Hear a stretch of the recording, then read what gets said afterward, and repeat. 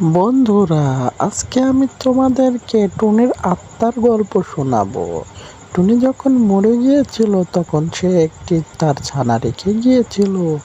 তার ছানাকে তিনি দূর থেকে দেখতো, কিন্তু সেদিন এক ঘটনার পরে টুনি তার আত্মা তার সামনে নেমে আসে আর তার ছানাকে কিছু স্বর্ণ মুদ্রা উপহার দেয় আর বলে, তুমি যাও, এই স্বর্ণ মুদ্রা দিয়ে অনেক কিছু করতে পারবা।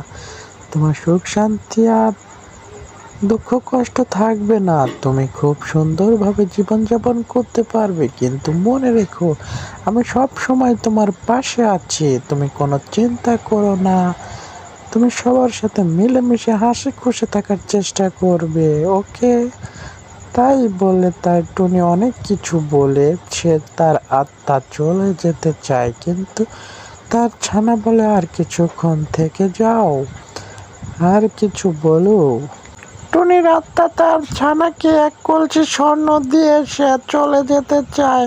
কিছুক্ষণ পরে সে চলে যায়। বন্ধুরা, বাকিটা দেখার জন্য চ্যানেলটি সাবস্ক্রাইব করুন।